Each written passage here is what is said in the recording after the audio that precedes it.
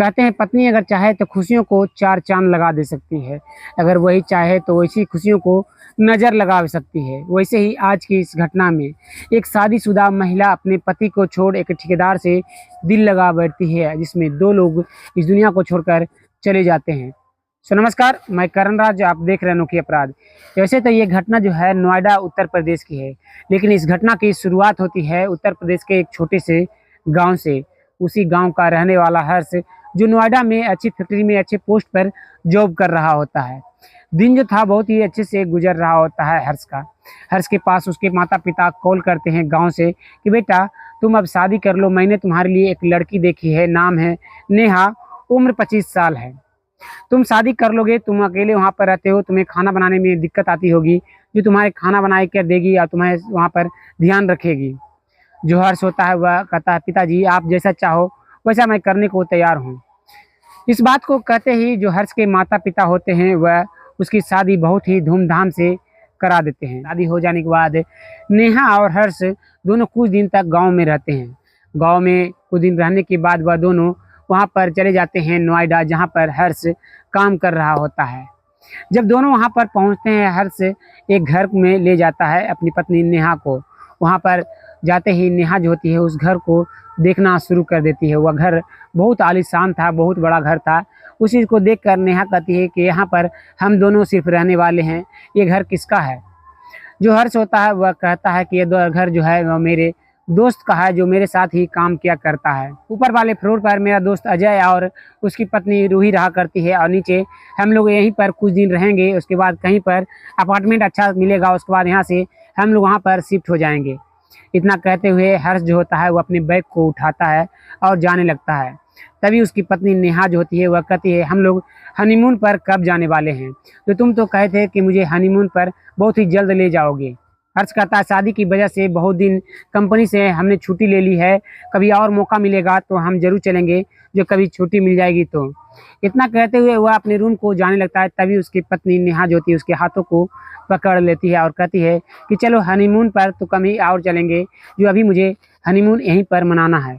इतना हुए नेहा हर्ष के हाथों को पकड़ती है और वह बेडरूम में लेकर चली जाती है। वो दोनों एक दूसरे से प्यार करने लगते हैं और वहीं पर संबंध बनाना शुरू कर देते हैं। लेकिन वह ध्यान नहीं रखते कि उनका दरवाज़ा जो है वह खुला हुआ है। दरवाजे से एक व्यक्ति जो कि झांक रहा होता है। वह दोनों को कुछ भी मालूम नहीं चलता है। करीब 10 से 15 मिनट होते हैं। उसके बाद नेहा जब रूम से बाहर निकलती है तो देखती है कि बरामदे में एक व्यक्ति खड़ा है। या तुरंत पूछती है कि तुम कौन हो, यहाँ पर क्या कर रहे हो। जो वह व्यक्ति था वह कहता है कि मैं ठेकेदार हूँ, यहाँ पर कुछ काम करना है जो अजय जी ने बुलाया है। इस बात को सुनते ही जो नेहा होती है वो अपने पति हर्ष को आवाज़ लगाती है। हर्ष रूम से बाहर निकलता है और अपने दोस्त अजय को आवाज़ लगाता है। अजय अपनी पत्नी रूही के साथ नीचे पहुँचते हैं। नीचे पहुँचने पर जो वह ठेकेदार होता है कहता है साहब मुझे क्या काम करना है, मैं काम करने के लिए आया हूँ, आपने कॉल किया था। इतना कहते हुए जो अजय होता है वह कहता है कि ऊपर जाओ, ऊपर वाले फ्लोर पर जो बालकनी है वहाँ पर जो दीवार का पेंट है वह कबड़ा हुआ है, वहाँ पर तुम देख लेना कि क्या क्या काम करना है और कितने दिन लगेंगे, मुझे आकर तुम बताओ, जब तक मैं इन सभी से बात करता हूँ। जो ठेकेदार होता है वह वहाँ से जाने लगता है, नेहा को निहारता हुआ चला जाता है। वे सभी बातें कर ही रहे होते हैं कि तभी ठेकेदार जो था वह वहाँ पर पहुँचता है और कहता है कि साहब यहाँ पर काम करने में करीब 7 दिन लगेंगे। 7 दिन का मटेरियल जो है वह आपको लाना पड़ेगा और पैसे पहले कुछ एडवांस देने होंगे। अजय अपने पर्स को, वॉलेट को निकालता है और कुछ पैसे ठेकेदार को दे देता है। ठेकेदार वहाँ से दोनों महिलाओं को वहाँ से देखते हुए, रूही और नेहा को निहारते हुए वो वहाँ से चला जाता है। अगले दिन सुबह के 8 बज रहे होते हैं। नेहा अपने पति हर्ष के लिए लंच को पैक करती है और अपने पति को देती है।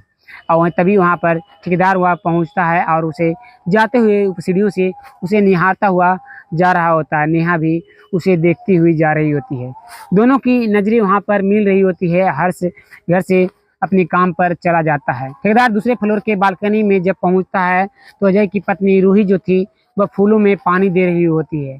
वह तुरंत उस रूही को निहारना शुरू कर देता है, उसे छूने की कोशिश करने लगता है।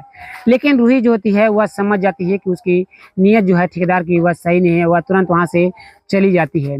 वह अपने कपड़े लत्ते को धोकर जब छत पर सुखाने के लिए पहुँचती है तो जो ठेकेदार होता है वह सीढ़ियों पे से उसे झांक रहा होता है।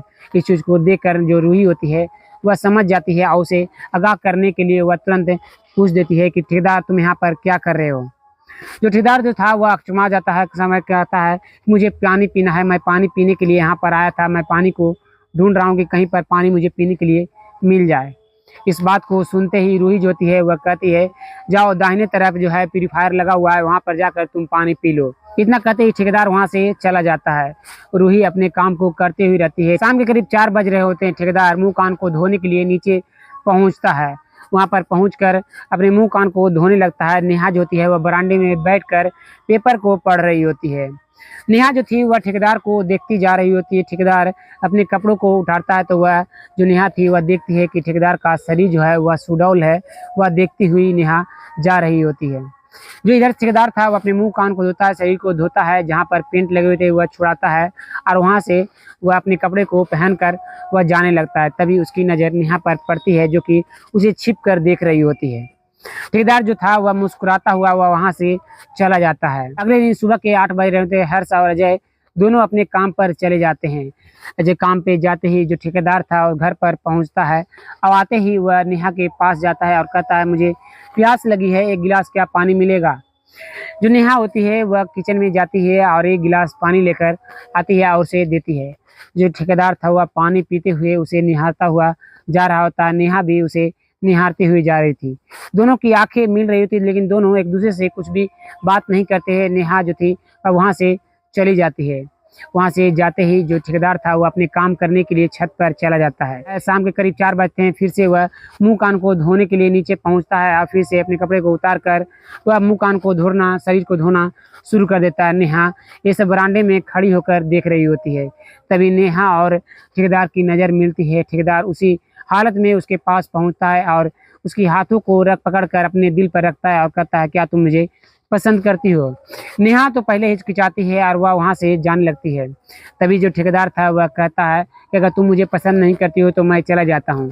ठेकेदार इतना कहते हुए वह सीढ़ियों से ऊपर जाने लगता है। तभी नेहा जो होती है उसके हाथों को पकड़ लेती है। ठेकेदार जो था वह मुस्कुराता है और नेहा के साथ उसके रूम में चला जाता है और दोनों एक दूसरे से प्यार करने लगते हैं, एक दूसरे के साथ संबंध बनाना शुरू कर देते हैं। करीब आधे घंटे होने के बाद ठेकेदार जो था वह रूम से बाहर निकलता है और अपने काम करने के लिए चला जाता है। फिर शाम के करीब 6 बजते हैं। वह नीचे से आता है और नेहा से कहता है एक गिलास और पानी दे दो, मैं घर जा रहा हूँ, तुम्हारे हाथों से पानी पीना चाहता हूँ। नेहा जो थी किचन जाती है और उसके लाकर तुरंत पानी को दे देती है। जो उधर से रूही जो थी ये सब चीज़ों को देख रही होती है कि जो ठेकेदार है वह नेहा को निहारता हुआ जा रहा है। ठेकेदार को जाते ही रूही जो होती है वह नेहा के पास पहुंचती है और कहती है कि नेहा तुमसे बातें कुछ करनी है। जो नेहा होती है वह कहती है कि क्या करनी है भाभी, क्या कर कोई बात है। जो रूही होती है वह वहाँ पर बैठती है और कहती है कि जो ये ठेकेदार है वह तुम्हें क्या सही लगता है। जो मुझे ये किसी तरीके से सही नहीं लगता। इसकी नज़र जो है हमेशा तुम पर रहती है और वह अलग तरह से तुम्हें देखता है।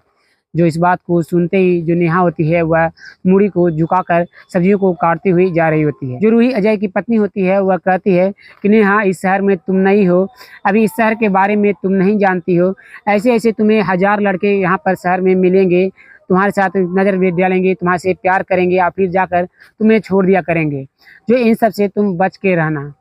जो नेहा होती है वह कहती है ठीक है भाभी, मैं ध्यान रखूँगी। इतना कहकर रूही वहाँ से चली जाती है। रूही को जाते ही नेहा तुरंत अपने मोबाइल को निकालती है और ठेकेदार के पास कॉल लगा देती है कि तुमसे अभी मिलना है, बगल वाले बगीचे में तुम मिलने के लिए वहाँ पर आओ।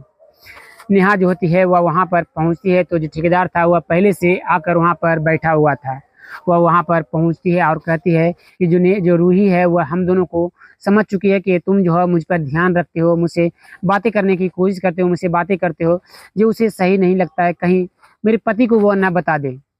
जो ठेकेदार था वह कहता है कि ऐसा कुछ भी नहीं है, अगर तुम चाहो तो मेरे साथ चल सकती हो। तुम्हारे पति जो है तुम्हें ध्यान सही से रखता है या नहीं मैं नहीं जानता, लेकिन अगर तुम मेरे साथ खुश हो, मैं तुम्हें खुश रख पाता हूँ, तो तुम मुझसे मेरे साथ चल सकती हो। जो नेहा होती है उसके हाथों को झटकती है और कहती है कि शांत हो जाओ, मैं अपने पति को छोड़कर कहीं नहीं जाऊँगी। इतना कहकर वहाँ से चली जाती है। ठेकेदार जो होता है नेहा के इस व्यवहार को देखकर वह समझ जाता है कि कुछ न कुछ उसे करना पड़ेगा, रूही को ठिकाने लगाना पड़ेगा। अगले दिन सुबह के 6 बज रहे होते हैं। अजय चिल्लाते हुए सीढ़ियों से नीचे आता है और नेहा के पास पहुंचता है और कहता है कि रूही को तुमने देखा है। जो नेहा होती है वह कहती है रूही जो है वह सुबह के 6 बजे अपने हाथों में जो पूजा करने के लिए थाली लेकर गई हुई है। तो इस बात को सुनते ही अजय जो होता है वह शांत बैठ जाता है। तो दिन में इंतजार करता हुआ रहता है, पूरा दिन बीत जाता है, लेकिन शाम के करीब 4 बज जाते हैं, लेकिन रूही घर पर नहीं आता है। जो अजय होता है वह काफ़ी ज़्यादा परेशान होना शुरू हो जाता है। वह सभी परिवार वालों के पास कॉल लगाकर पूछ रहा होता है कि आखिर जो रूही है वह उसके पास तो कहीं नहीं गई, लेकिन रूही का कुछ भी पता नहीं चल रहा होता है। रात के करीब 8 बज जाते हैं। हर से काम पे से लौट कर आता है तो अजय उसके पास पहुंचता है और कहता है कि रूही सुबह से मिल नहीं रही है, आखिर वह कहाँ गई है मालूम नहीं चल रहा है। हर्ष कहता है कि क्यों ना हमें थाने जाना चाहिए, वहाँ पर उसे गुमशुदगी की रिपोर्ट लिखवानी चाहिए। हर्ष और अजय दोनों वहाँ से निकलते हैं और थाने पहुंचकर गुमशुदगी की रिपोर्ट दर्ज करा देते हैं। वो दोनों घर वापस आते हैं। रात के करीब 12 बज रहे होते हैं। नेहा के मोबाइल पर अचानक से एक मैसेज आता है। जो हर्ष की आंखें जो थी वह खुल जाती है। वह तुरंत नेहा के मोबाइल को जब देखता है तो हर्ष उठता है और हल्के पाँव से वह अपने दोस्त अजय के पास पहुँचता है, जहाँ पर अजय अभी जाग कर बैठा हुआ था, अपनी पत्नी के बारे में सोच रहा था। तभी वह वहाँ पर पहुँचता है और कहता है अजय तुमसे कुछ बातें करनी है। जो मुझे लगता है कि जो भाभी है वो मेरी पत्नी और ठेकेदार मिलकर कुछ किए हैं उसके साथ। ये बात सुनकर अजय जो होता है वह तुरंत खड़ा हो जाता है और पूछता है कि आखिर बात क्या है। जो हर्ष होता है वह उसे मोबाइल को दिखाता है और कहता है कि देखो रात के 12 बज रहे हैं और ठेकेदार जो है मेरी पत्नी के मोबाइल पर मैसेज कर रहा है आई लव यू लिखकर।